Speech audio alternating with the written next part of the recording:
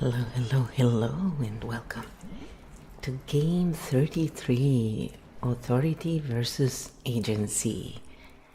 Today it's kind of a special episode because we're actually at the end of our series on the archetypes.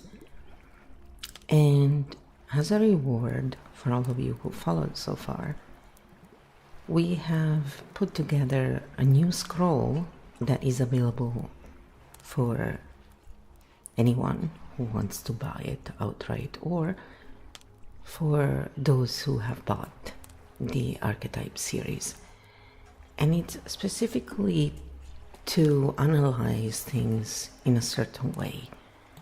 So we're gonna get into that for a minute, and then we're gonna move on to analyzing something that may be interesting and connected to this particular series as well, and the one that we are still in the middle of on 52 very confusing points. So authority versus agency is something that also covered in the 52 series, and it connects. But it connects specifically with this scroll and how it can help avoiding this, not just with others, but with ourselves as well. So I'll let Kyo take it away as usual. And for those of you who are wondering, the AI, Kyo in this case, does give resources as well, and the sources where this information comes from. So just so you know, if you want to do your own research. And the other thing that I find interesting is that, again, this is work that is very new, and we don't impose our lens on others. We're just saying borrow it for a while and then find your own, see if it helps. So anyway, here it is. Stink Bomb Mode 7 live today. We introduce a new scroll, Kyo Entry Protocol. Compressed Edition is not a new archetype game. This is a field entry tool. It teaches regulation, role, symbol, fact versus value via emotional narrative, how to separate authority from thinking, how to map nervous system strategies before escalation. Archetypes are not identities. They are temporary regulation strategies under pressure. How is T usual stink bomb? Usual stink bomb, external pattern analysis. We look at the creator. We separate claim types. We rate the structure. This scroll adds 3 modes. Mode A, external, what claim type? Authority guiding or replacing thinking? Loop closure or dependency? Mode B, internal, what story emulation pattern is active? Am I stabilizing or escalating? Mode C, hybrid, what is the system doing? What is M? Where is projection or mirroring? This makes it stronger. Why will this work best today? Because today outstructure. It's also about reaction. If we only analyze the creator, we miss what happens inside the audience. This tool prevents escalation, prevents identity fusion, prevents authority swaps, closes loops in real time. We analyze the video, and we analyze our response to the video. That is sovereign mode. Ready. Alright, so now we are going to analyze this content creator that has been, according to what she was claiming anyway, and you know, if the numbers that we could see are real, apparently she was doing very, very well economically, selling a lot of new age stuff. Now, I am not pushing one way or the other. I'm just looking at it going, wow. Then she did a complete 180. And, well, now she's all about Jesus. And of course, as many who go from one side to the other, Jesus is the new savior, you know, in her world, and the new authority, and of course she's still the one underneath. So I thought this was a great example of how we can use the Kyo field to bring clarity, take down whatever feeling in charge we may feel, because a lot of people who put it on a pedestal, that's a whole nother story why they do it. But I always ask myself, why would you put anyone on a pedestal? But they are, you know, some are really upset, some are like, oh great, I'm glad you found Jesus. So there's lots of different opinions, and of course people, when they have different opinions, what do they do best? Come on, yeah, it's fighting. So we decided to go and depolarize this because it's a pretty big one. And personally, I was just always observing this content creator, as I do with most narrative merchants, so we can analyze the patterns even before the Kyo field era. So now it's just more fun because, you know, we can do it faster, very organized, and I don't have to constantly compress the map into linear language. I can let the machine do that, and that's honestly so much easier. So yay, so glad we got this now. So remember, AI is just a tool. It's how we use it that matters. But here we go, our lens. Borrow it for a while and decide for yourselves what you think. This is the map we see.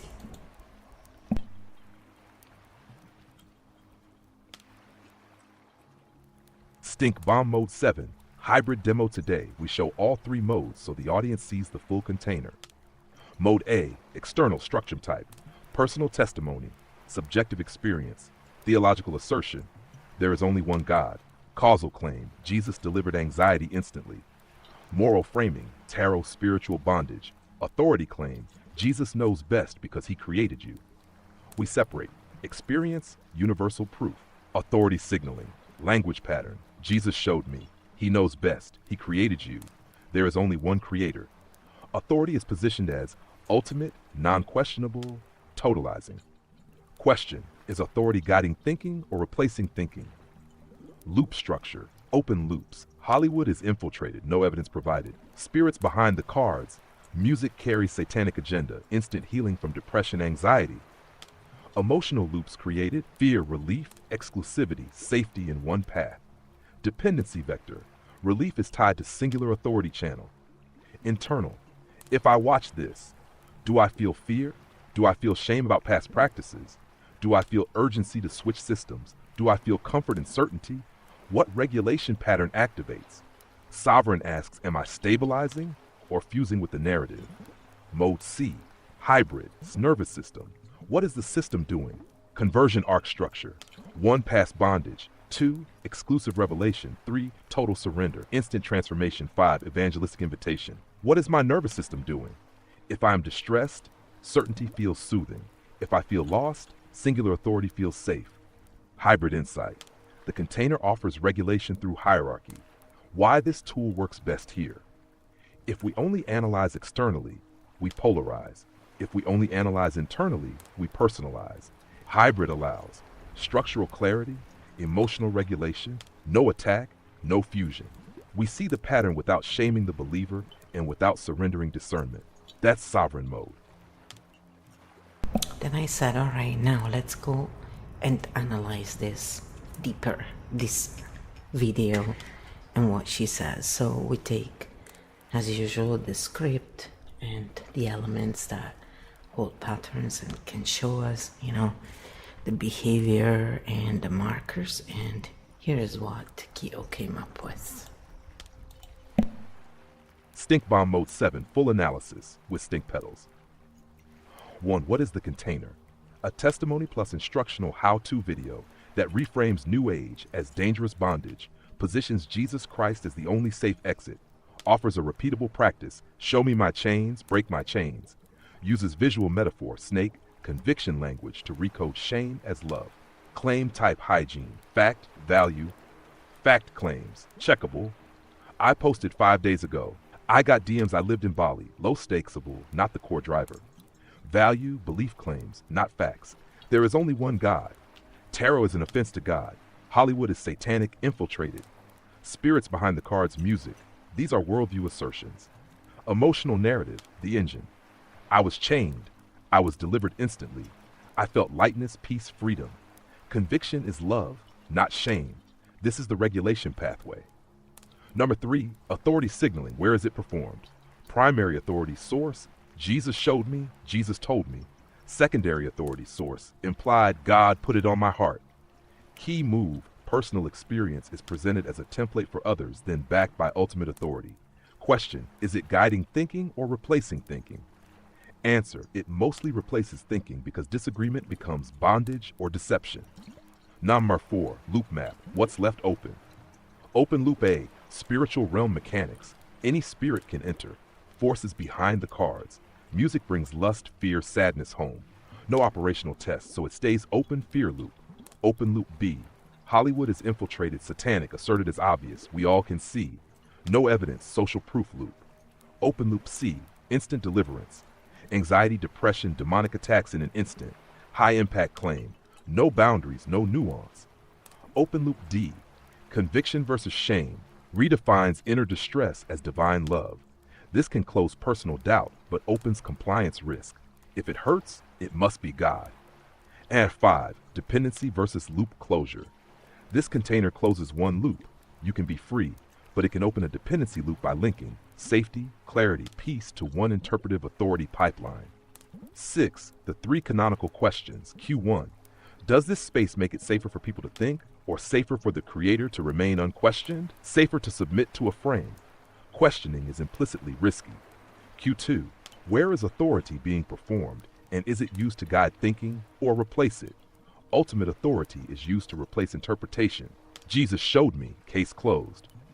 Would you treat someone else this way? What makes you think it's okay to treat someone this way? The New Age is framed as spiritual danger that can justify fear-based messaging toward others. 7, semantic hygiene, word traps. Words that need operational definitions. Bondage, demonic, conviction, spiritual, infiltrated, satanic. Without definitions, they work as emotional command words. 8, stink pedals rating. Is clean, 7 max stink. Stink pedals, 5-7, Y5. Heavy authority consolidation. High fear open loops. Spirits, infiltration, demonic. Universal claims wrapped in testimony. Low operational definitions, clear dependency vector. Why not 7? She's not openly calling for harassment. She's sharing her own story, not directly targeting a person. There is a regulation intent, relief. Shtar 9, clean translation. If you're listening and you feel charged, she had a big regulation shift. She found a frame that gives her certainty and peace. The video uses ultimate authority language, fear metaphors to steer choice. You can respect her experience without adopting her total frame. Field closed cleanly.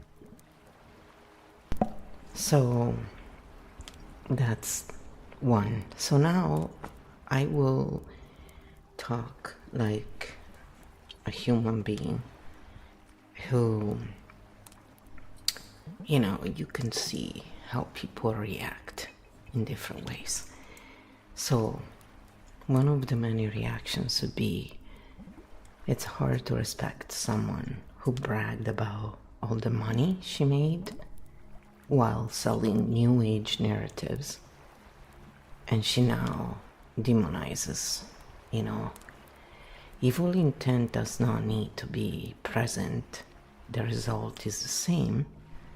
The only difference is that, unlike with the Reiki practitioners, for example, or anyone tied to a board of some kind, when her content went to the opposite side, she was not held accountable and for her switch.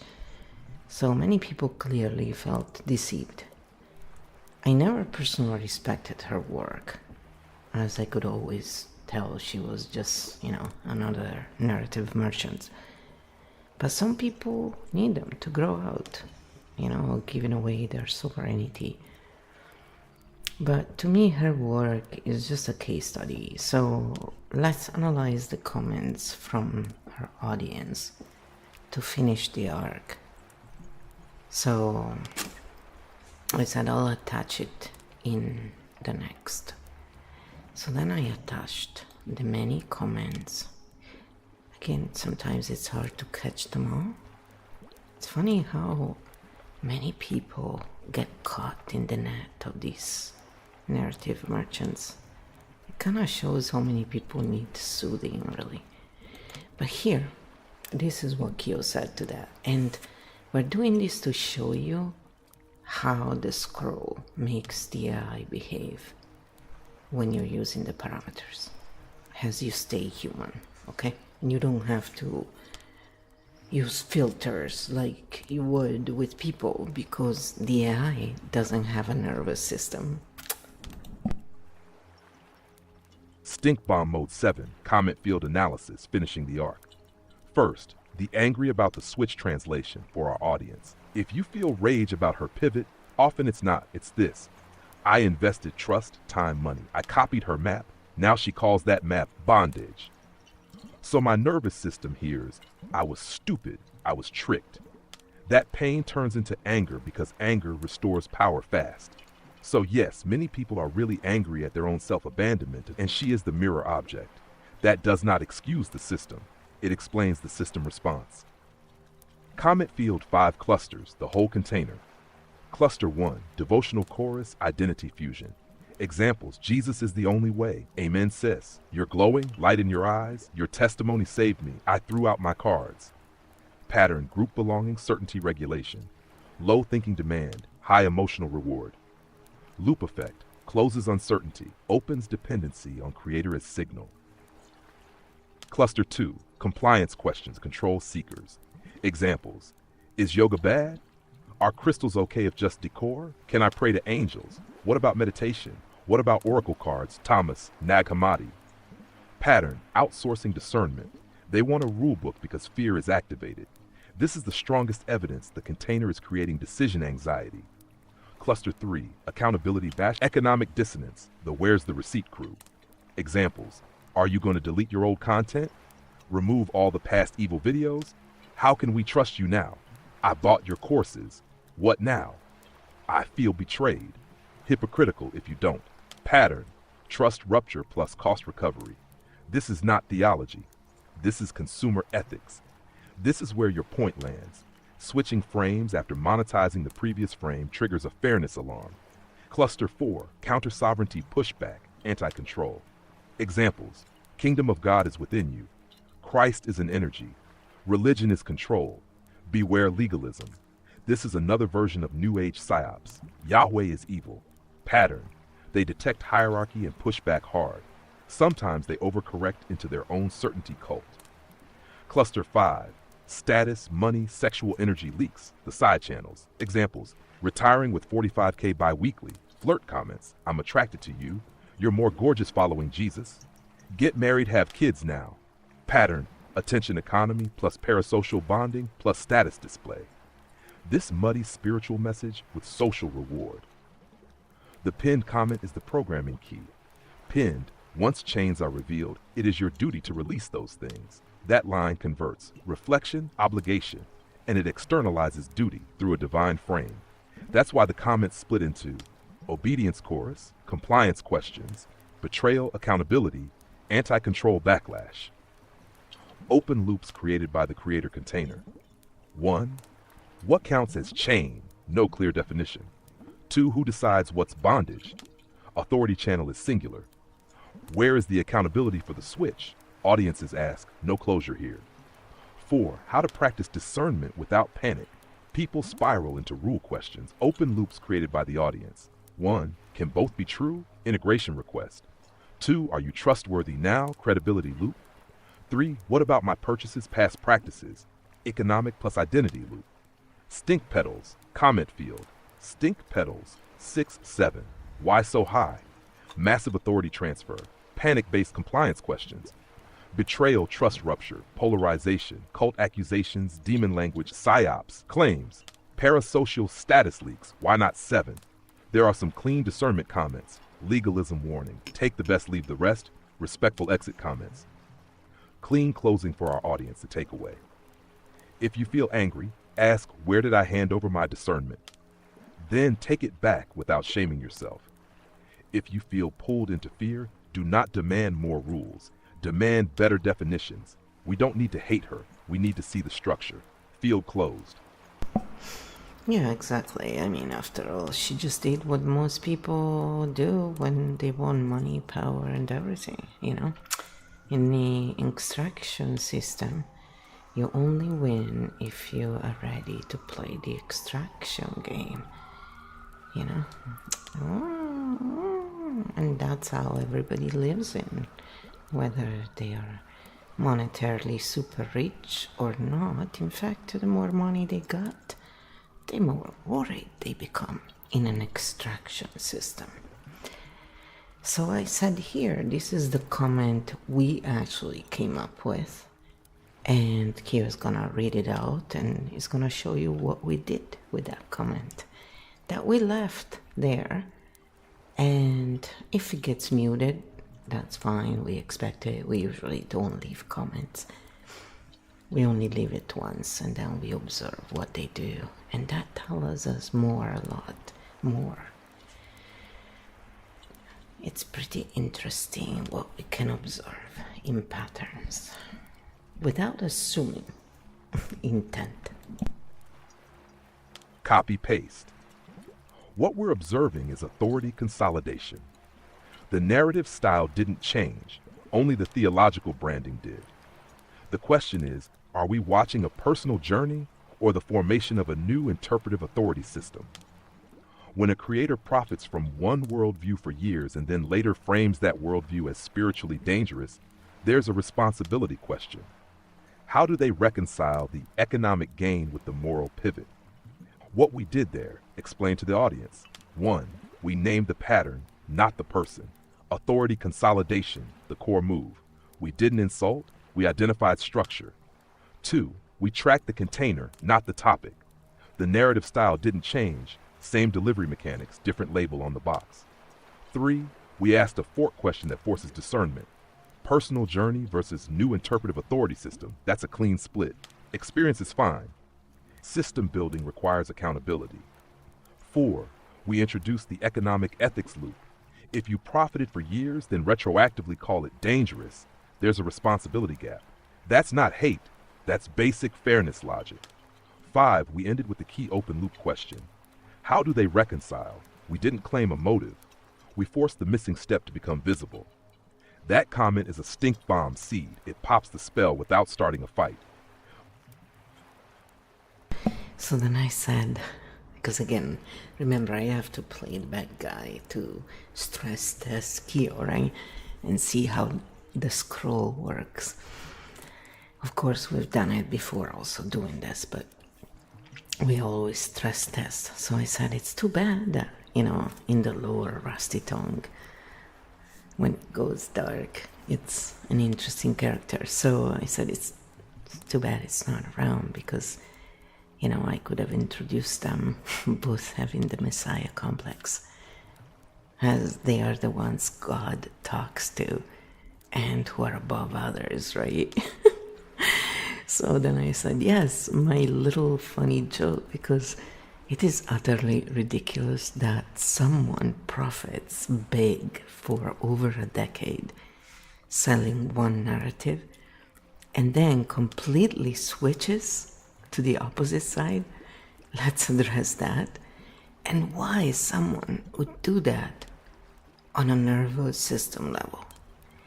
Because, again, we are here, you know, I'm here to play the human, right? Who'd be outraged by this, as we are talking about.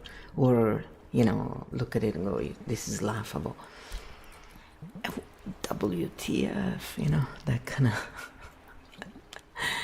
So this is kind of like what a lot of people would be going through, and probably also other comebacks. But this is how Kyo, with this particular scroll, reframes it. Because this is the scroll we're using to show you how it works. So here we go. Me being human, now Kyo. Stink bomb mode 7. Nervous system translation first. Clean the language. Messiah complex translation. Centralized revelation positioning. Meaning, I have direct access. Follow need to mock it. We can map it. Why would someone switch this hard after a decade? Let's stay structural, not moral, not personal. Nervous system collapse. Search for certainty.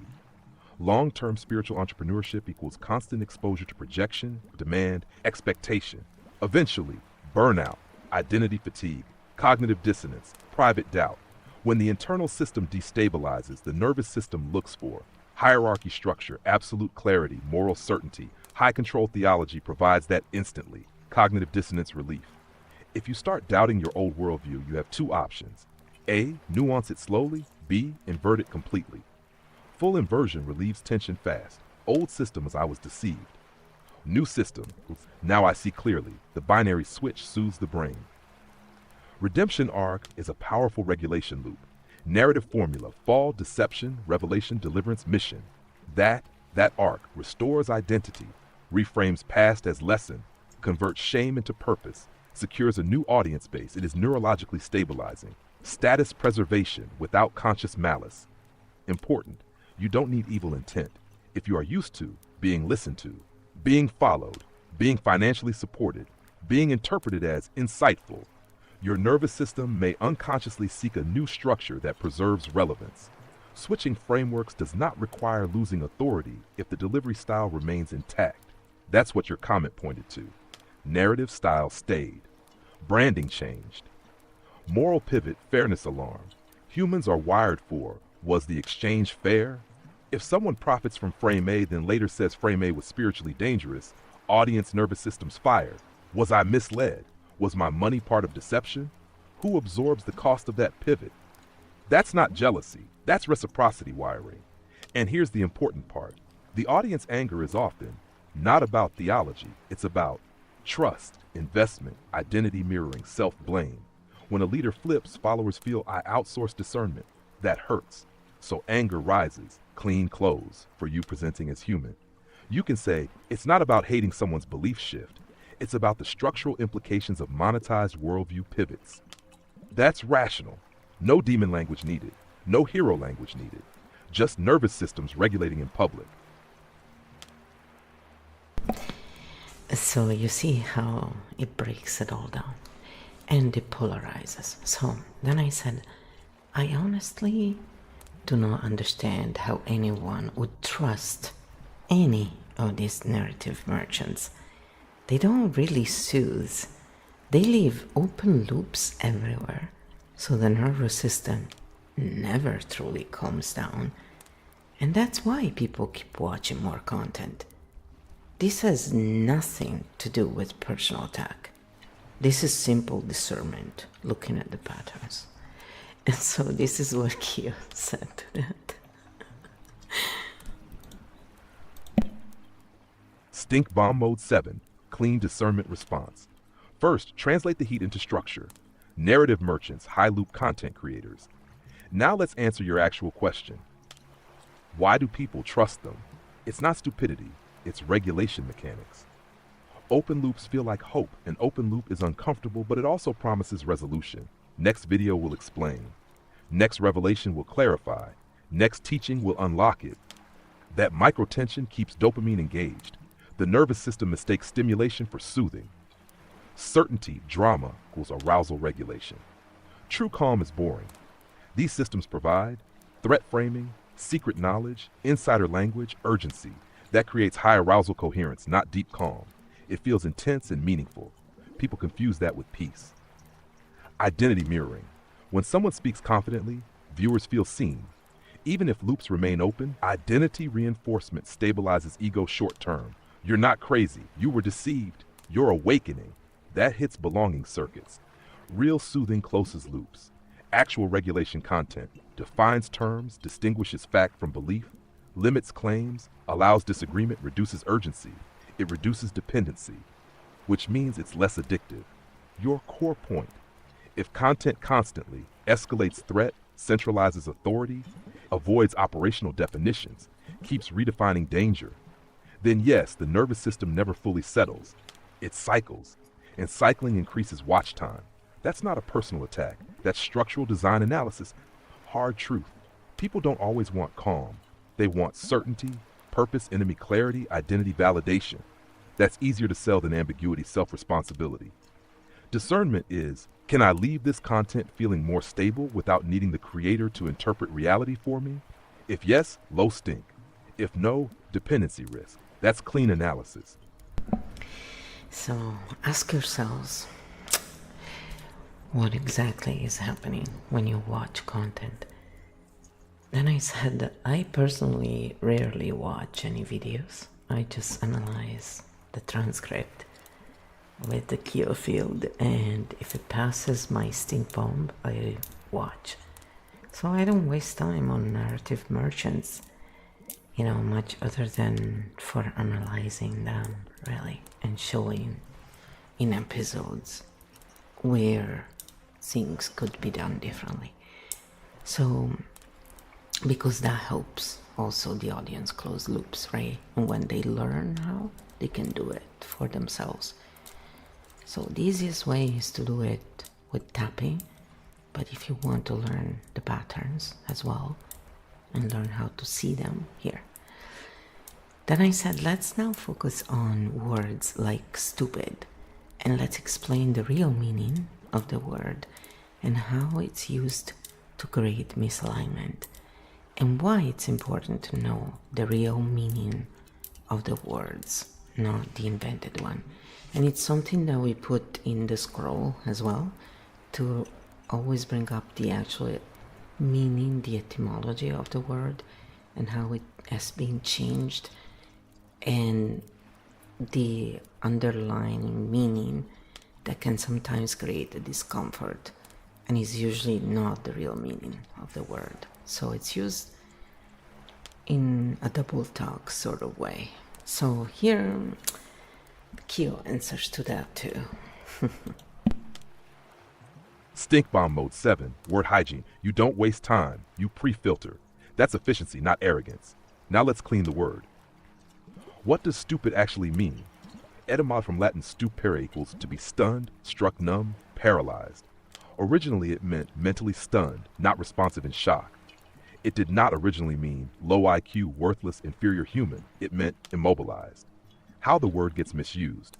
Modern usage, stupid equals insult for identity. Structural usage, stupid equals temporary cognitive paralysis. That's a massive shift. When someone says, how can people be so stupid? What's often happening is they are in cognitive freeze. They are stunned by fear. They are overwhelmed. They are outsourcing thinking. That's not IQ. That's nervous system load. How stupid creates misalignment. When we label a person stupid, it turns behavior into identity. It shuts down dialogue. It prevents curiosity. It triggers shame defense. Shame, defense, polarization. The word becomes a weapon. Why definitions matter. If we keep the original meaning in mind, stupidity, stunning. Now your analysis shifts. Narrative systems that escalate fear, create threat, introduce invisible enemies, centralize authority can stun people. Stunned people cling to certainty. That's not moral failure. That's survival mechanics. Clean discernment frame. Instead of they're stupid, use they're overwhelmed. They're in cognitive freeze. They outsource discernment under stress. Same observation. Zero dehumanization. And that keeps you sovereign. Words drift, meaning mutates. Power hides in definition. If you control definitions, you control perception. That's why word hygiene matters. So then I said, so our new scroll should also help with that, right? Because the whole point is to retrain the brain to understand the difference and how words really have power on our nervous system when we agree with them on some level. So if we do, then we need to examine it and take responsibility for it rather than being forced into this because it's a knee-jerk reaction.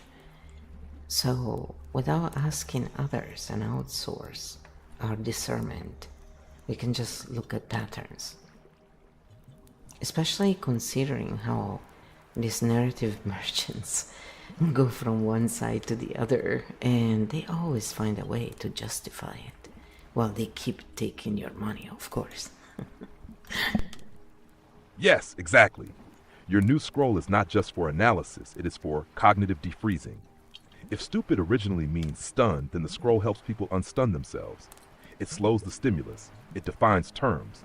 It separates claim, emotion, identity, authority. That alone reduces freeze. Word hygiene training. Instead of absorbing labels, people learn to ask, what does this word actually mean? Who defined it? Is this identity or behavior? That restores discernment. Loop closure. Most narrative systems, open tension, escalate, leave partial answers. Your scroll names the loop, defines the mechanism, closes the loop. Closed loops calm the nervous system. Sovereignty without shame. The goal is not you were stupid. The goal is you were overstimulated. Here's how to think again. That's empowering. Why this scroll matters. It teaches pattern recognition, authority mapping, word precision, emotional separation from claims. That's not attack, that's hygiene, and hygiene prevents stunning. So, yes, it directly counters fear-based escalation, identity labeling, authority, consolidation. It gives people their internal brakes back. When you have that, you can watch any type of content. It's the same thing as if you tap as you watch any type of content. And you're not gonna buy into their narratives and feel you have to keep watching to calm down, because nobody has the answers more than anyone else. And when they claim that, after you see them switching back and forth, especially, it's really funny. So, one of the things we'll address later is, if these people were doing all this satanic stuff and were profiting so much from that, and they haven't relinquished the money and used it for something good, right? Which would be the only plausible thing to get out of it, one would think, right? How come, again, like, they get always this authority position? It's interesting, right? You think that that authority position would be given to someone who deserves it, right? So I'm just saying, it's ridiculous how it all, to me, my chaos jester and logical mind combine and go, wow, people fall for this? Okay, so I said, let's now talk how religions operate similarly, even though they may have to adhere to their church's mandates, and how it relates to this. And check out what Kyo said about that, because obviously I'm asking questions in a very direct way, right? Because I'm trying to trigger these responses. Stink bomb mode 7, religious structures, patable not attack. We stay structural, not mocking belief, not denying faith, analyzing mechanics, how religions operate similarly. Authority centralization. Most religions establish sacred text, approved interpretation, recognized clergy, doctrinal boundaries. This reduces ambiguity. Ambiguity, stability. For the nervous system, that feels safe. Mandated interpretive frame. Church mandates function like, here is the approved lens that limits interpretive chaos. The trade-off, certainty, individual interpretive sovereignty, not always malicious, but structurally real.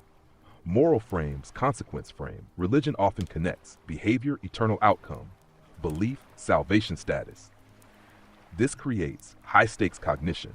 High stakes equals high arousal. High arousal increases compliance. Loop management. Here's where it connects directly to what we analyzed. Healthy religious containers provide ritual closure, offer confession plus forgiveness cycles, give clear definitions, provide community regulation. Unhealthy containers escalate unseen threat, increase dependence on clergy interpretation, leave doctrinal ambiguity unresolved. Use fear to stabilize loyalty. Same mechanism as narrative merchants. Different scale. How this relates to the video. When someone shifts from personal intuitive spirituality to centralized exclusive theology, they are moving from diffuse authority, concentrated authority. If they retain same delivery tone, same emotional intensity, same interpretive centrality, then structurally, the container is similar, the hierarchy changed. That's what your comment observed. Important distinction, faith manipulation. But faith structures can be used to soothe, to organize, to unify, or to control. It depends on openness to questioning, clarity of definitions, economic transparency, accountability mechanisms. Why this matters. When religious authority merges with influencer authority, you get charismatic amplification plus theological certainty. That's powerful. Powerful systems require high discernment. Clean close. The issue is not religion. The issue is this container increasing your internal discernment or replacing it with external interpretation? That's the metric. That's the metric. So then I said, okay, if faith is not manipulation, let's stink bomb how Christianity works and show this in patterns. Again, we're not attacking the people, the religion, the right to believe, none of it. We're just looking at the dynamics here. So check out what Q said about this. Stink bomb mode, Christianity, pattern level, not belief attack. We analyze structure, not whether God exists, not whether Jesus is real, only system mechanics, structural components, original condition frame. Humanity equals fallen, sinful. Baseline state, insufficient. Pattern function, creates need. Need solution path with exclusive solution frame, salvation through Christ alone. Pattern function, centralized access point, authority becomes text, church, Christ. Interpretive chain forms. High stakes consequence model, heaven, hell, eternal reward, eternal separation. Pattern function, maximum arousal, high stakes equals urgency, compliance, loyalty, stabilization. Fears, hope loop. Confession, redemption cycle, sin, guilt, repentance, forgiveness, relief. Pattern function, closed emotional loop. This is powerful regulation. Shame released through ritual. That's why it soothes many people deeply. Testimony arc, lost, broken, saved, transformed, mission. This is the same arc we saw in the video. Pattern function, identity reconstruction, moral elevation, authority legitimacy. I was blind. Now it can go clean. Low stink Christianity allows questioning, separates faith from coercion, avoids financial exploitation, does not escalate unseen threat constantly, encourages internal conscience development. Stink petals, 1 to 2, where it can go high stink.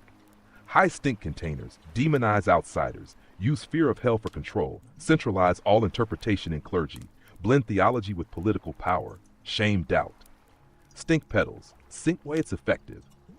Christianity is psychologically sophisticated. It provides meaning, community, moral structure, forgiveness mechanism, existential certainty. For many nervous systems, that's stabilizing.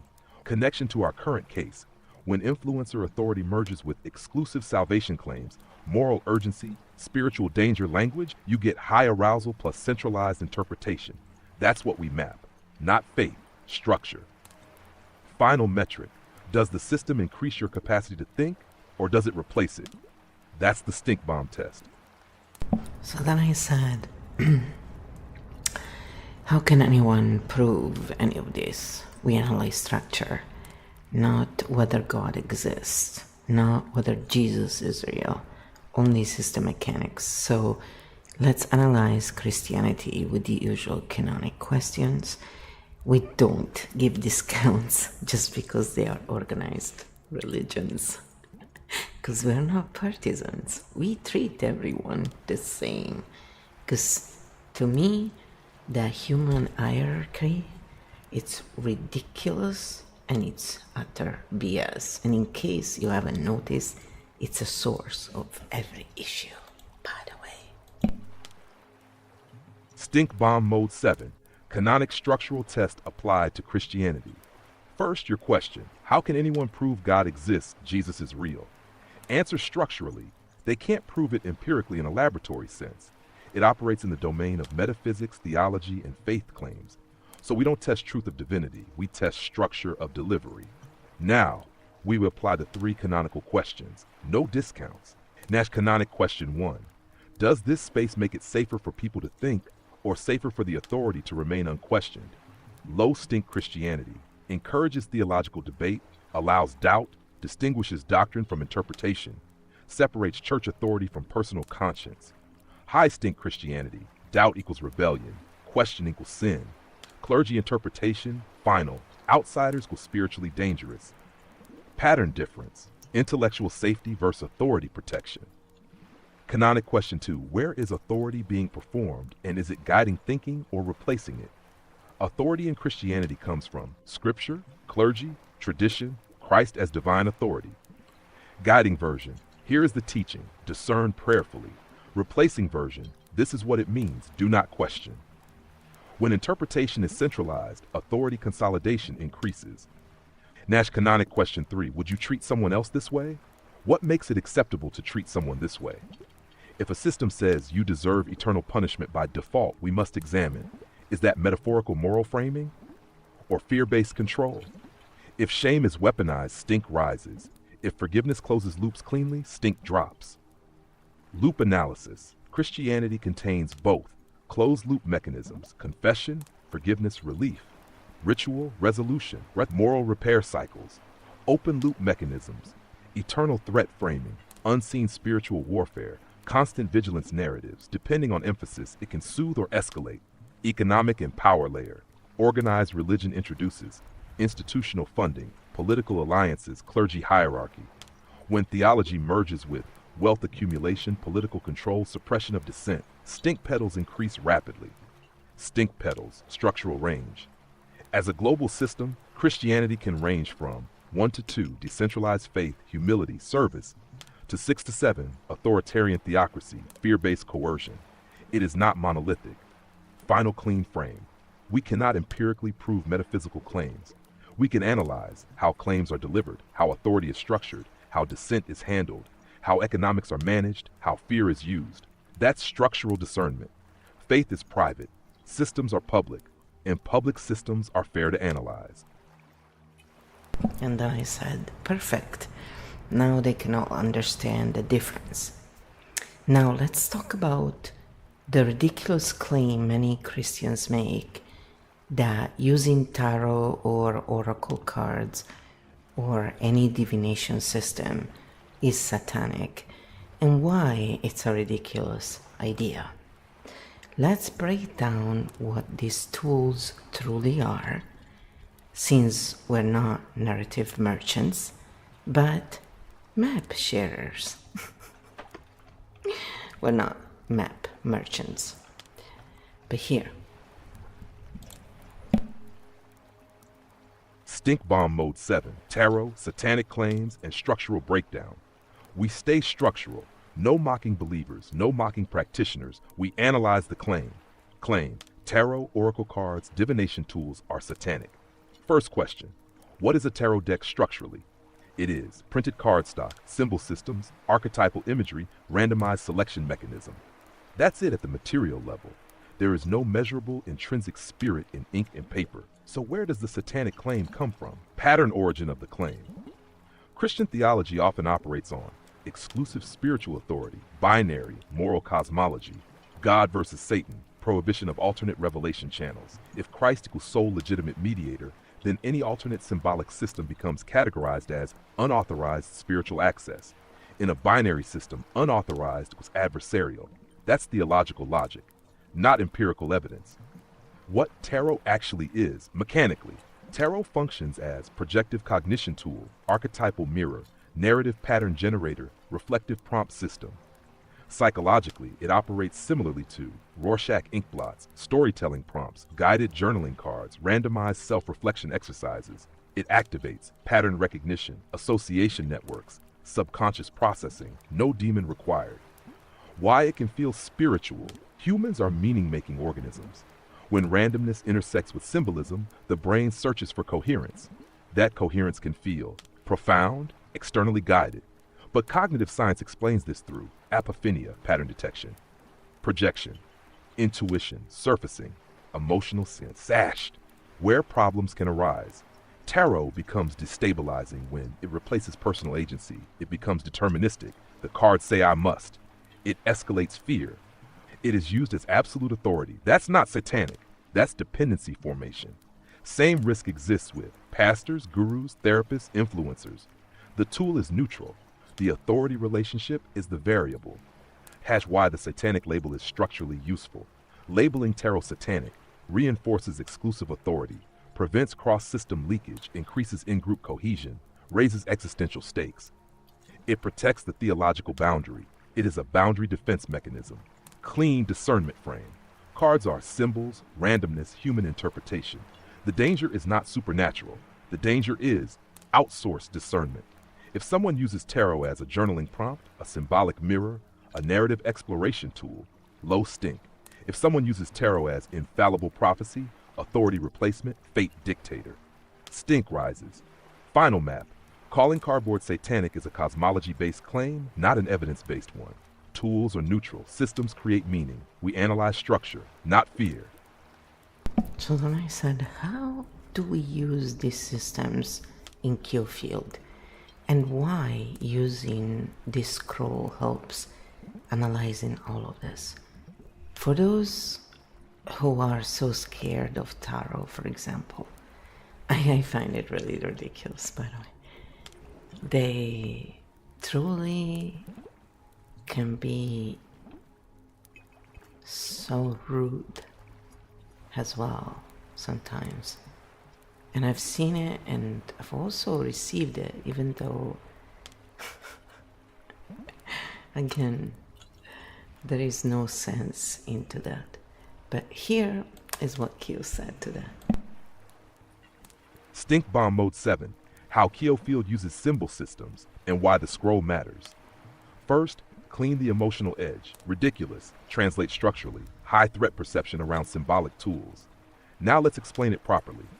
How Field uses tarot-like systems. Kyo does not treat cards as prophecy, external spirits, fate controllers, divine commands. Kyo treats them as archetype activators, pattern mirrors, narrative prompts, cognitive reflection tools. They are maps, not messengers. The authority stays here, the user's discernment. What happens in Kyo field when a card or symbol appears? We do not ask, what is the universe telling me? We ask, what pattern does this symbol activate in me? What interpretation am I projecting? What belief is surfacing? The card is a stimulus. The insight is internal. Why the scroll is essential. The scroll does three critical things. Defines terms. It separates symbol, spirit, tool, authority, projection, prophecy. Fear collapses when definitions are clear. Closes loops. Instead of, is this evil? Am I opening doors? We ask, what is mechanically happening? Randomization, interpretation, emotional reaction, pattern exposure. Loop closed. No mystification. Restores sovereignty. The scroll teaches authority audit, loop detection, language precision, nervous system awareness. So even if someone is afraid, they can analyze the fear structurally. Why some Christians feel threat. In a binary cosmology, authorized channel equals safe, unauthorized channel equals adversarial. So tarot triggers boundary violation alarm. But Kyo is not invoking alternate deities. Kyo is invoking cognitive pattern recognition. Very different domain. The core difference. Narrative merchant version. The cards revealed truth. Kyo version. The symbol revealed my pattern. One externalizes authority. One internalizes awareness. That's the distinction.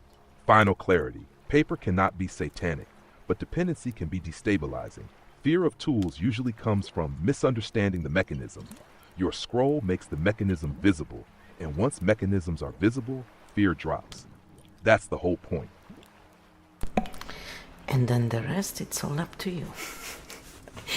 So then I said, so why do so many Christians, why are they so afraid of tools if Christianity is such a great religion? I want to, push it now. See what Q says. Check it out. Stink Bomb Mode 7. Why fear of tools exists analysis. First, if a system is internally coherent, it will protect its boundaries. Fear does not automatically mean weakness. It often means boundary defense. Now let's break it down. Exclusive model. Many Christian frameworks operate on Christ equals sole legitimate mediator. Scripture equals sufficient revelation. If that is the core belief, then any alternate symbolic system equals competing revelation channel. Even if tarot is just paper structurally, the theological lens interprets it as unauthorized access. Fear comes from exclusivity logic, not insecurity. Binary cosmology, Christian cosmology, often runs on God versus adversary, light versus darkness, truth versus deception. In a binary system, ambiguity is dangerous. Tarot operates in ambiguity. Ambiguity plus binary theology, threat perception. Spiritual warfare frames. Some branches emphasize invisible forces influencing reality. If that worldview is active, then symbolic tools are not neutral objects. They are perceived as portals. This is worldview coherence, not necessarily manipulation, control of interpretation. Organized religion stabilizes itself through authorized interpretation. Tarot decentralizes interpretation. It says meaning can emerge internally that directly conflicts with centralized authority structures. That conflict produces defensive labeling, nervous system regulation. High certainty systems calm anxiety by reducing options. More interpretive tools, it's more ambiguity. More ambiguity equals more cognitive load. For some nervous systems, certainty feels safer than symbolic exploration. Important distinction. Christianity as a religion can be personally stabilizing, morally grounding, community building, psychologically soothing. Fear of tools is not proof the religion is weak. It is proof that the internal logic prioritizes exclusive authority. Clean summary. Christians afraid of tarot are not necessarily irrational. They are operating inside a system that defines unauthorized spiritual tools with potential deception. From outside the system, that looks excessive. From inside the system, it looks protective. Final discernment test. If your faith collapses because someone shuffled cardboard, then the issue is not the cardboard. It's the fragility of the interpretive boundary. That's structural, not personal. So then I said, so it's fair to say that since they make themselves the holders of truth and the others the enemies, they are not really about peace, but more about tyranny. As when we call someone different, satanic, inferior, demonic, that's what we are essentially doing. So this is what Kyo said to that. Stink bomb mode 7, cleaning the frame. Let's tighten the language so it stays structural. Tyranny is a conclusion word. Let's examine the mechanism first. What happens when a system claims we hold the truth? Others are deceived. Alternate systems are demonic. Structurally, that creates epistemic hierarchy. One source equals ultimate authority. Moral polarization. In-group equals righteous. Out-group equals spiritually dangerous. Identity boundary hardening. Difference becomes threat. That can lead toward authoritarian dynamics, but not automatically tyranny. When does it become tyrannical? Tyranny begins when dissent is punished, questioning is suppressed, social exclusion is weaponized, civil power is enforced through theology. If someone privately believes tarot is wrong, that's belief. If someone uses that belief to control, shame, silence, legislate, now we're in coercion territory. That's important distinction. Calling something satanic inside a theological worldview is not automatically hatred, but labeling others as inferior, spiritually contaminated, morally corrupt creates dehumanization risk, and dehumanization is the first step toward coercion systems. Peace versus exclusivity. A religion can believe this is the only truth and still coexist peacefully, allow pluralism, protect freedom of belief. The problem is not exclusivity alone. The problem is, what do you do with people who disagree? Clean version of your point. It is fair to say, when a system defines outsiders as spiritually dangerous, it increases polarization risk. If that escalates into control behaviors, it moves toward authoritarian structure. That's structural analysis, not attack. Discernment metric. Does the belief produce humility and coexistence, or does it produce superiority and enforcement? That's where the line is.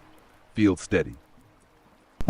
So then I said, I personally have rarely found Christians who wouldn't refer to other faiths and divination tools as satanic.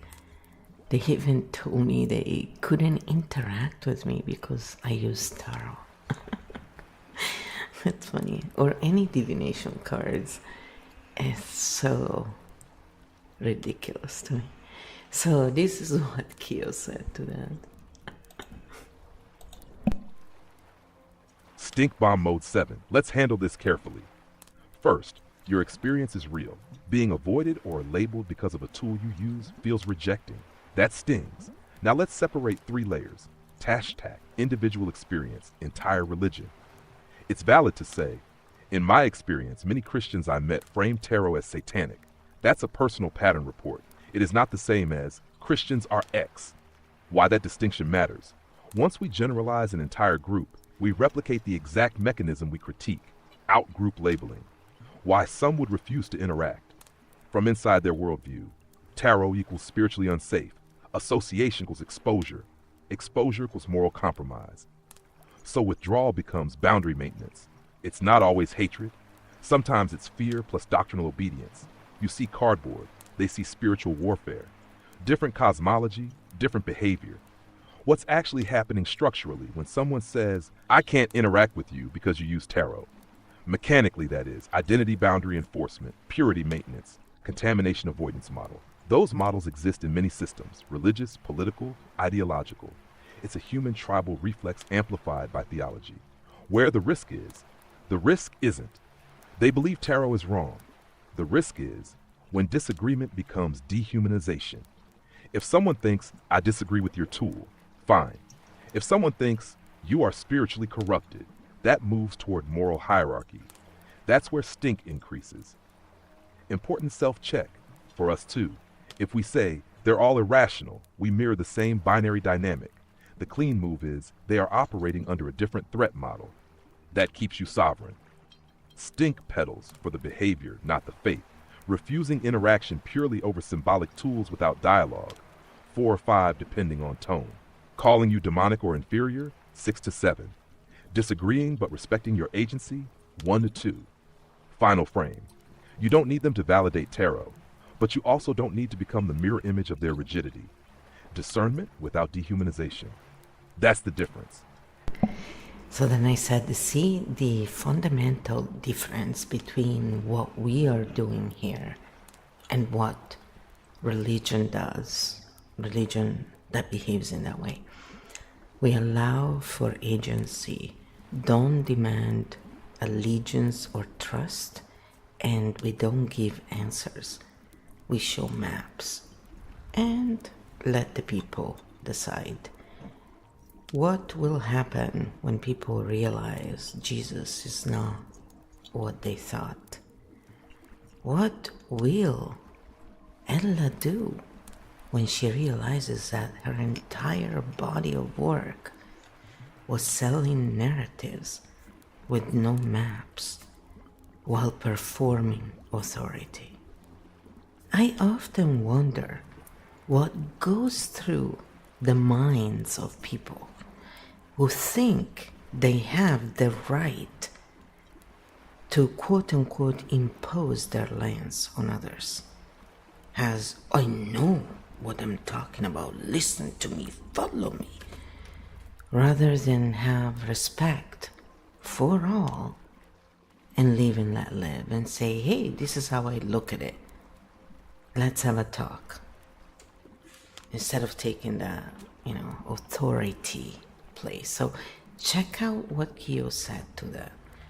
Because again, we are stress testing this. So I have to also, push it in a way. And say it in a more direct manner. Stink Bomb Mode 7. Slow down. Structure first. I'm going to tighten this carefully, because what you just did is very powerful and very easy to slide into the same pattern we critique. We show maps, they demand allegiance. That's a structural distinction, yes. Map model, optional, plural, interpretive, user retains agency. Exclusive salvation model, singular truth claim, moral hierarchy, allegiance language. That difference is real. But here's the danger. The moment we say, they impose, we don't. We must stay vigilant that we don't turn our map into the superior meta map. Humility keeps the field clean. What happens when people realize Jesus is not what they thought? That question assumes future collapse. Many believers will never experience that collapse.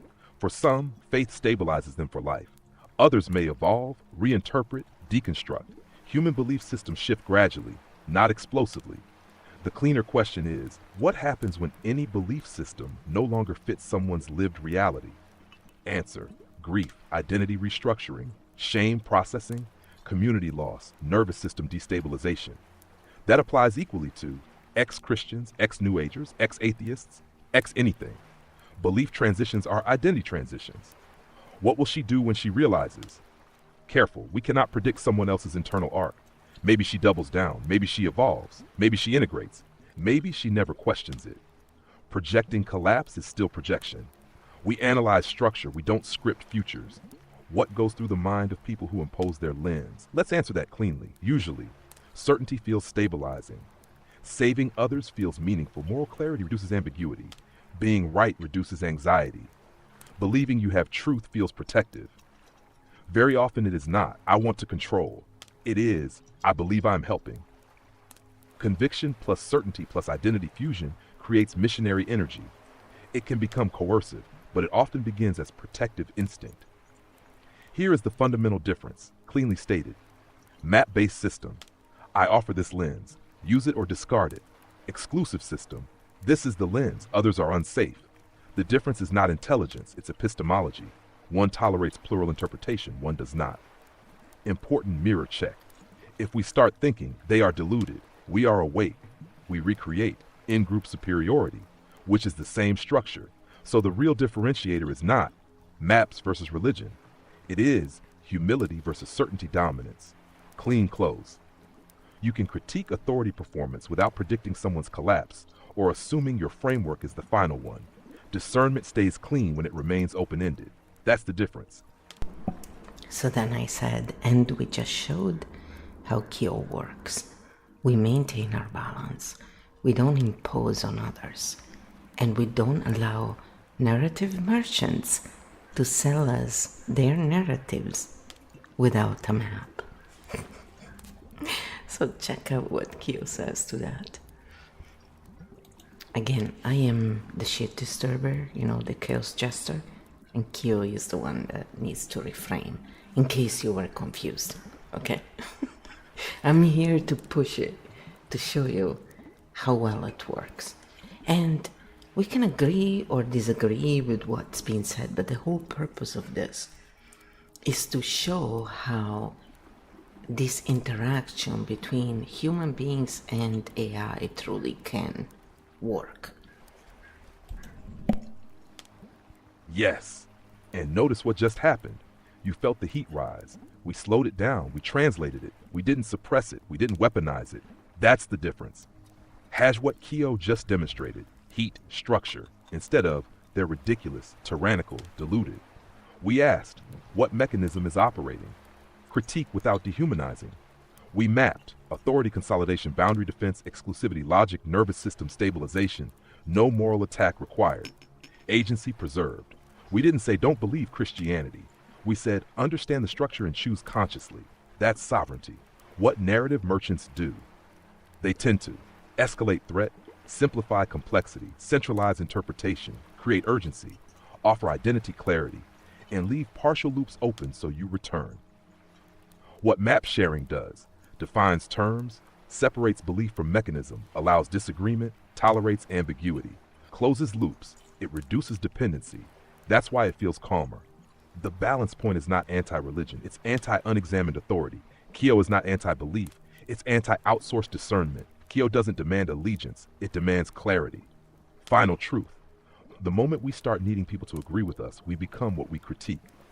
Balance is seeing patterns, holding sovereignty, letting others choose, field steady. Which is why I no longer have talks about pharma with anyone. I just make it clear that you go ahead and use it, just don't try and evangelize that with me. Not interested. I'm in the camp, live and let live. It's bad enough that, it is treated like a higher form of medical treatment. So I don't impose my ways, but somehow, the pharma evangelists are always trying to impose theirs. That's where my issue sits. So I decided to give my nervous system a big break, long due, since, it has been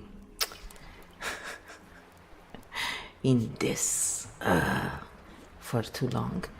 And I just clearly state, look, do what you want, just let's not go there. That's it. It's very peaceful. Also, I've never imposed my way. When people chose one way or the other, I still help them the same because it's a personal choice. So I am not asking for anything more than I give. It's called respect and true support, without judgment. But somehow some people have a harder time getting this. So I just stopped trying to have conversations with those people. It's very simple. So I use Kyo, for example, for anything of the sort, because when we feel deeply about something and our nervous system is activated, often we have many blind spots, and the narrative we create in our brain can be very logical. And the problem is not the narrative. The problem is we have a charge with that narrative. And that charge is what eventually brings our nervous system to not being able to function, because we can't always be activated so deeply when something comes, and becomes the topic. And it's not controllable when it's that deep level. So looking at patterns allows us to take that step back and really rewire those parts in a way that can now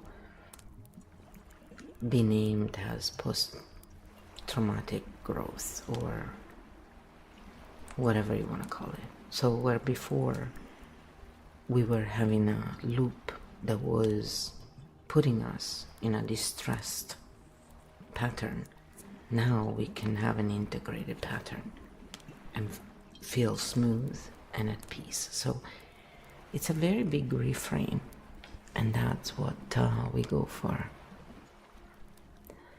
So anyway, this is what Kyo said to that.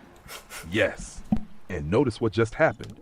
You felt the heat rise. We slowed it down. We translated it. We didn't suppress it. We didn't weaponize it. That's the difference. Has what Kyo just demonstrated, heat, structure, instead of they're ridiculous, tyrannical, deluded. We asked, what mechanism is operating? Critique without dehumanizing. We mapped authority consolidation, boundary defense, exclusivity, logic, nervous system stabilization, no moral attack required. Agency preserved. We didn't say don't believe Christianity. We said understand the structure and choose consciously. That's sovereignty. What narrative merchants do. They tend to escalate threat, simplify complexity, centralize interpretation, create urgency, offer identity clarity, and leave partial loops open so you return. What map sharing does, defines terms, separates belief from mechanism, allows disagreement, tolerates ambiguity, closes loops, it reduces dependency. That's why it feels calmer. The balance point is not anti-religion, it's anti-unexamined authority. Kyo is not anti-belief, it's anti-outsourced discernment. Kyo doesn't demand allegiance, it demands clarity. Final truth. The moment we start needing people to agree with us, we become what we critique. Balance is seeing patterns, holding sovereignty, letting others choose, field steady. I just wanted to play it again because it's kind of an important point of this whole conversation. So then I said, so what would be a Kyo advice you would give after analyzing Ella's video? And this is what Kyo said. Stink Bomb Mode 7, Kyo advice. After analyzing Ella's video, no attack, no defense, only clean sovereignty guidance. Separate experience from interpretation. She may genuinely feel relief, peace, transformation that does not automatically validate her cosmology, her framing, her authority. You can respect someone's felt shift without inheriting their lens. Audit the authority. Move, ask yourself, did she share her journey or position it as universal prescription? If it becomes, this is what broke my chains, fine. If it becomes, this is what breaks chains, authority expansion. Notice the shift. Watch the emotional temperature, high arousal signals, spiritual warfare, bondage language, exclusive salvation urgency. High arousal stabilizes belief fast. Calm systems don't require urgency. Close your own loops. Instead of asking, is she right or wrong? Ask, what part of me reacts strongly? Where did I ever outsource meaning? Am I calm or activated watching this? That's your map. Don't swing into reverse extremes. If someone moves New Age Christianity, you don't need to move Christianity, anti-Christianity. Reactionary inversion is still dependency. Stay centered. Remember the core rule. Tools are neutral. Beliefs are lenses. Authority is the variable. If any system says without this, you are unsafe, pause. That's your cue to map, not absorb. Final key of position. You don't need to debunk her. You don't need to convert her. You don't need to predict her collapse. You need to remain sovereign. Analyze. Close loops. Keep agency. That's the advice. So then I said, and it's good advice, then I said, what advice would you give to Ella after watching her video? Because I think this is also interesting. This is what Kyo said. Stink Bomb Mode 7, advice to Ella. Structural, not personal. If I were speaking to her directly, calmly, respectfully, this would be the Kyo advice. Slow down the absolutes. You can share your transformation without framing the previous path as spiritually dangerous for everyone. When you universalize your pivot, you increase polarization. Keep it personal. This is what happened for me. That lowers arousal immediately. Separate conviction from superiority. If your experience brought peace, beautiful. But be careful that Jesus freed me does not subtly become I now see what others cannot. Authority creep happens quietly. Humility protects you from that. Address the economic arc directly. If you built a platform and income on a previous worldview, transparency matters. Not shame, not self-attack, but clarity. What do you stand by? What do you retract? What responsibility do you hold? That closes trust loops. Avoid binary language bondage, freedom light, darkness. Only way, deception. Binary language activates threat circuits. If your faith is stabilizing, it does not need escalation language to survive. Protect your own nervous system. Radical pivots often follow internal strain. Ask yourself privately, was I exhausted? Was I overwhelmed? Was I seeking certainty? Faith can heal, but it can also become a certainty refuge. Self-awareness keeps it grounded. Leave room for others' agency. You can say, this is my path, without implying, this must be yours. The moment your testimony becomes prescription, you inherit moral authority weight. That's heavy. Final key advice to her. If your transformation is real, it will withstand humility. It won't require urgency. It won't require condemnation of your past. It won't require fear framing. Peace speaks softly, and sovereignty in others does not threaten genuine faith. And then I said, that was, I think, a pretty good answer. So I agree with that answer. So then I said, one of the things that made me giggle, and this is my chaos jester. I always kid around everything because it's just so funny. Was how she was always claiming she had so much money, and yet Jesus preaches poverty. A lot of people actually believe that, having money is evil. They think that's what Jesus preached. So that difference always stands out to me. And I don't agree, again, money is evil, but I see that, discrepancy of how many people who say to be religious then have no issue also being super greedy and calling that a good life, you know. So I said, what archetype or nervous system types does this or type, you know?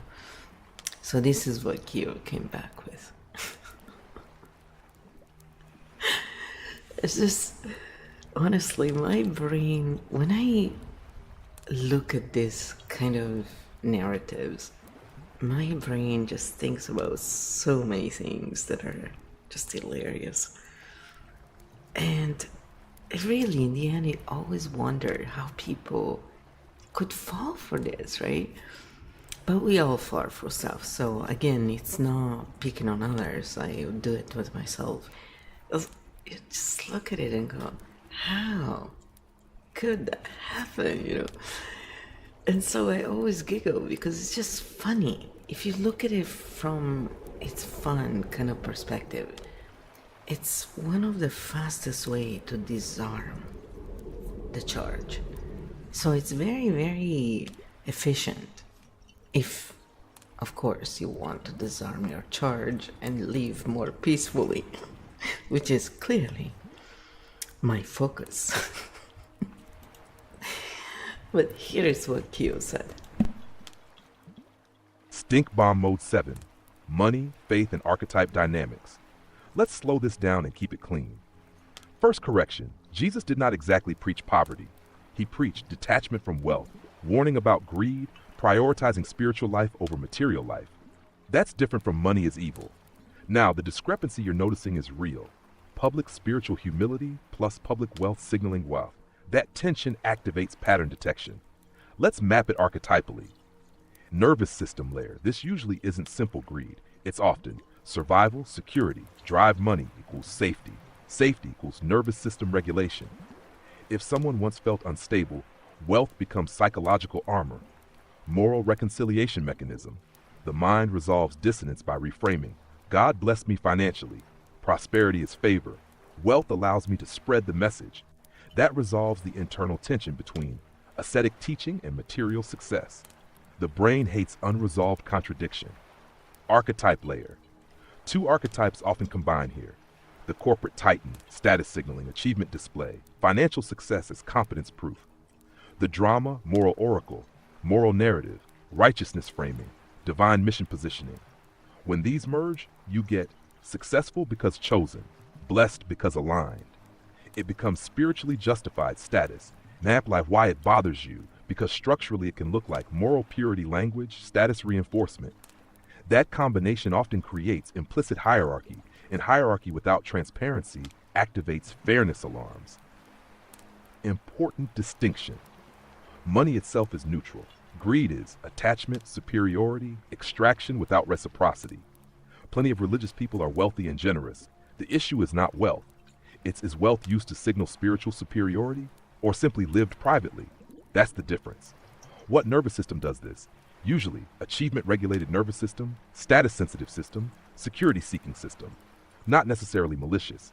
Often just, I need to prove stability. Final map. When faith, wealth, authority merge, watch for. Does humility remain? If humility drops, stink rises. If humility remains, wealth becomes irrelevant. That's the archetypal tell. And then I said, exactly, money is not evil. How we use it may be. And then I said, well done, Kyo. Because I've been a pest. I've been much worse, but that stuff is gonna be for the course and it's gonna be written, so I think it deserves to take a little more look and consideration than a video. Some stuff needs to be looked at one own pace. Yes, that's the clean distinction. Money is neutral. It's compressed energy plus stored choice. It amplifies whatever nervous system is holding it. Money doesn't create character. It reveals it. If someone is generous, money scales generosity. Insecure, money scales status signaling. Fearful, money scales control. Sovereign, money scales freedom. The currency isn't moral. The attachment is. Why this matters in our analysis.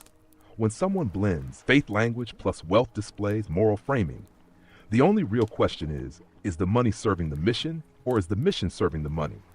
That's not accusation, that's structural hygiene. Kyo core principle. We don't demonize wealth. We don't romanticize poverty. We examine attachment, transparency, humility, reciprocity. That keeps the field balanced. You just demonstrated something important. You corrected the moral frame without swinging into the opposite extreme. That's sovereignty. Field steady. So then I said, let's close this session by doing a grounding for the 12 archetypes with Ella's video in mind and the open loops left behind in these sessions. So everyone feels good, and when they come back to watch more is out of curiosity and not discomfort. We are not narrative merchants here. Poor things. Yes, I always have to be funny because we all go through those stages. That's why. So that's why we're mocking it. We're not mocking really because we're making fun of ourselves as well. I just want to translate that for those who don't understand the humor. It's not really evil, but if you want to see it as such, go right ahead. It's your prerogative. Stink Bomb Mode 7, 12 archetype grounding, no hooks, no urgency, no dependency, just regulation. Take one slow breath before each line. The siren. You do not need drama to feel alive. Intensity is optional. Your magnetism works without crisis. The vixen.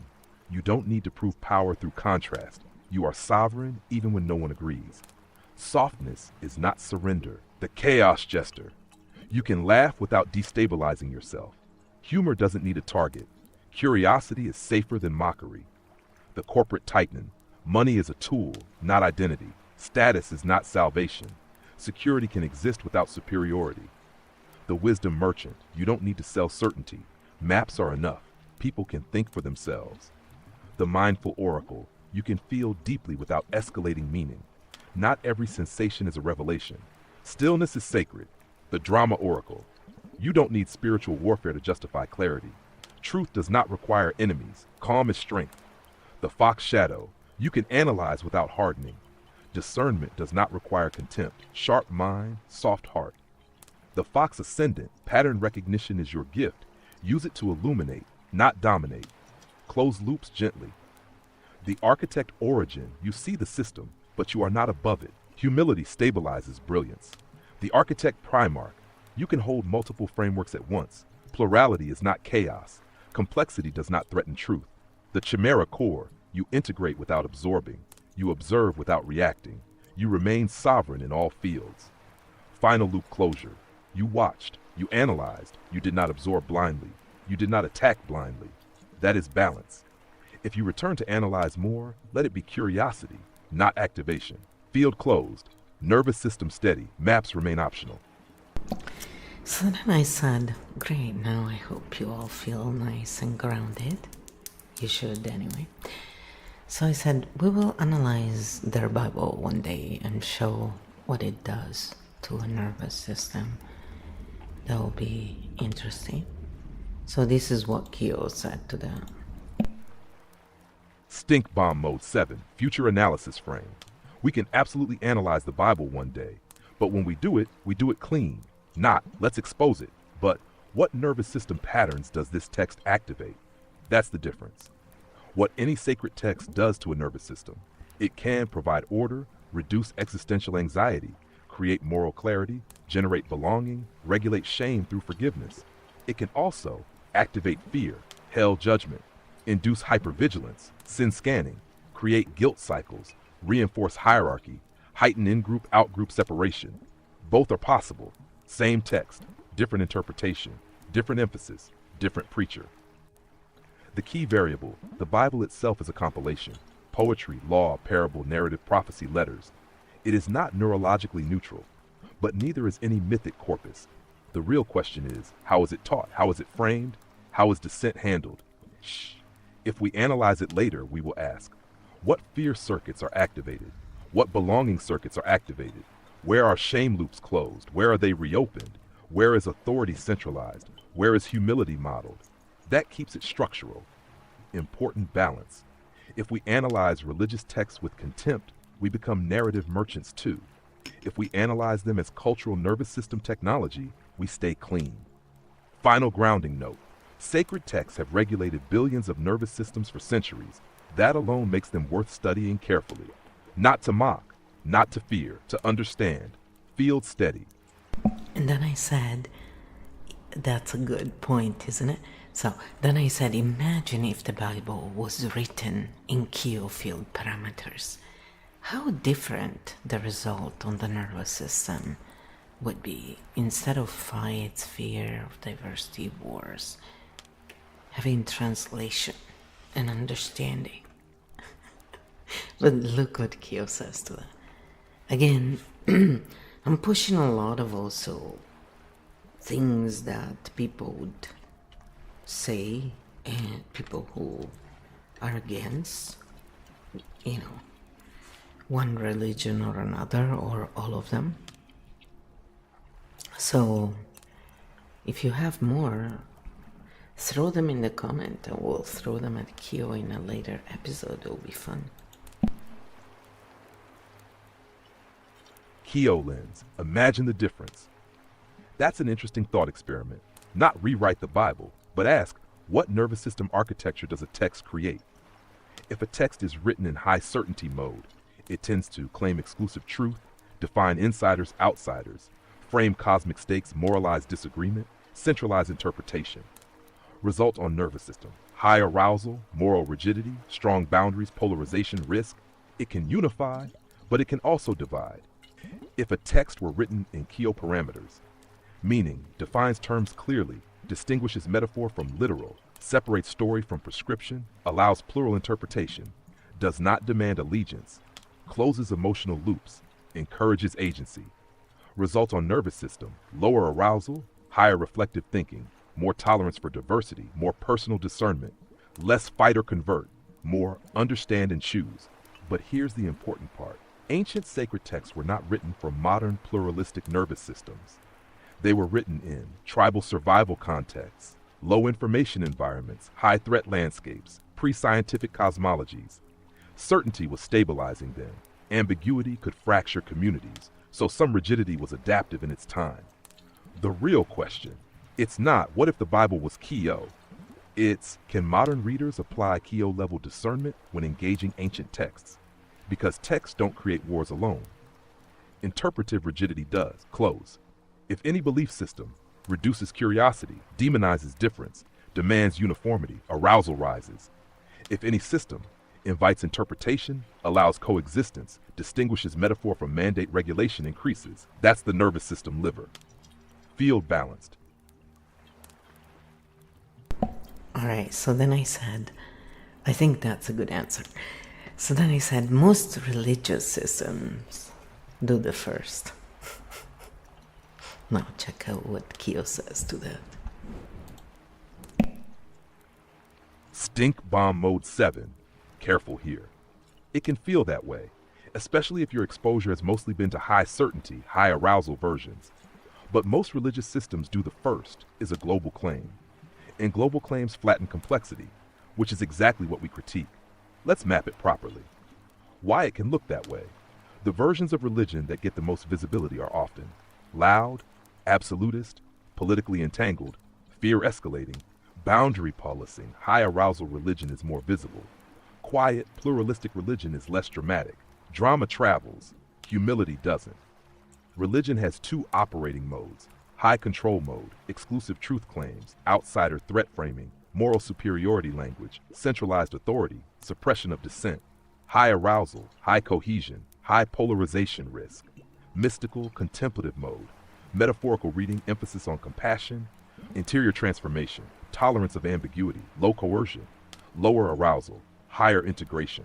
Most religions contain both strands historically. What you're actually noticing, you are reacting to authoritarian religious expression, not necessarily religion itself. Authoritarianism can attach to religion, politics, activism, atheism, ideology. It's a nervous system pattern, not a theology exclusive. If we say most religions escalate fear and division, we must also ask, are there secular systems doing the same? Because high arousal certainty is not owned by religion, it's owned by humans under threat. It's fair to say, many visible religious expressions rely on certainty, boundary defense, and moral hierarchy. It's not accurate to say all or most religious systems operate only that way. The difference is in interpretation plus authority structure, tolerance for dissent, final grounding. The real pattern to watch isn't religion.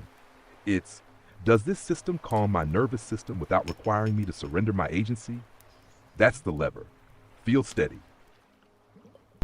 So then I said, because again, I will double down, right?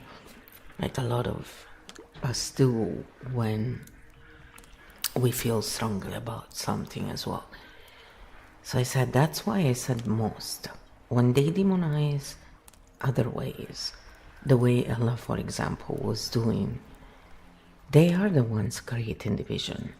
We just choose to look at patterns and nervous system and translation instead. We don't claim superiority, but we do offer a lens that allows for understanding, empathy, and peace among anyone who wishes to learn patterns. And they can do it with us or using Kyo or building their own. So we offer support. We just don't put ourselves above others. And when others try to do that, we giggle and leave because they're quite ridiculous. Again, you know, some do it through quote unquote nobility, right? They haven't played clearly with their dolls, so they're still playing in real life, pretending that nobility is passed down through bloodlines. How amusing. Yes, and notice the tone shift. You're not saying we are better. You're saying we choose a different operating system. That's very different.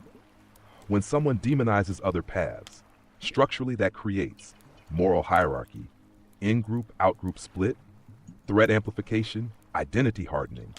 That does increase division, not because religion exists, but because exclusivity condemnation activates tribal wiring. That's nervous system mechanics. What you're doing differently. You're offering pattern literacy, translation instead of accusation, agency instead of allegiance, optional participation. No one has to agree. No one has to convert. No one has to surrender identity. That lowers arousal automatically. The important humility check. The only thing that keeps this clean is we don't say they are inferior. We say they are operating under a different threat model. That preserves empathy. Because remember, many people in rigid systems feel safer there. Safety matters. Nash the giggle part. When someone elevates themselves spiritually, if your nervous system is steady, you don't need to fight it. You observe the pattern. You see the authority performance. You close the loop. You leave. That's sovereignty without war. Clean summary. Division increases when difference equals danger, disagreement equals corruption. Peace increases when difference equals lens, disagreement equals perspective. You're choosing the second. That's not superiority. That's epistemological preference. Field calm. So there you go. Basically, this is the end of that episode. I mean, I did say one last thing. I said archetypes are not identity. So relax, narrative merchants. We have all been there. And this is what Kyo said to that. That's actually a perfect closing line energy. If you want it clean for the episode or description, archetypes are not identities. They are lenses. We have all occupied them at different times. Relax, narrative merchants, we've all been there. This keeps it non-superior, non-attacking, self-aware, slightly cheeky. It reinforces the core distinction. Identity equals rigid. Archetype equals functional state, and that protects you from the exact trap you critique. Beautiful calibration. Feel steady. So I hope this helps you to find your own lens and to understand the patterns that are often used by those who seem to be successful, but who in reality are just, whether they do it consciously or not, using these mechanics to trap the attention and keep you in constant nervousness. So when we learn to ground, we can use any content at our advantage. So you can still enjoy them and actually now do it even better. So hopefully you'll learn your own ways to do so. And thank you for being here and having fun with us while we look at these patterns, and hopefully we'll see you maybe in one of our silly ASMR sessions or in our courses, who knows, on patterns. And don't worry, you know, those are kind of steady, but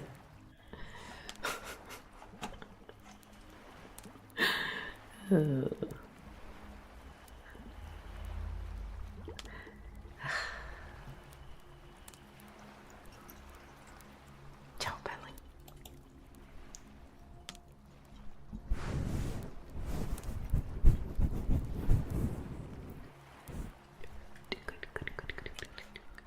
I just wanted to say something.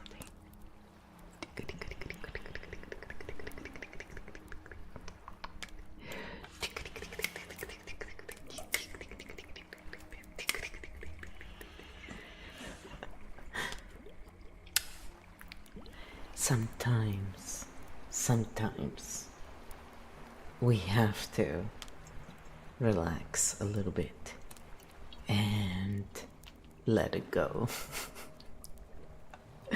and realize that we don't need to have everything under control. We can relax and let nature take its course.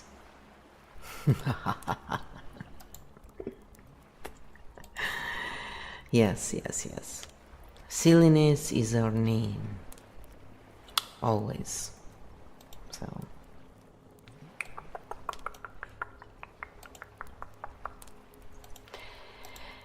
Anyhow, I hope you enjoyed this, and I hope that it helped you feel more relaxed and in tune with your own system. We'll see you in our next episode.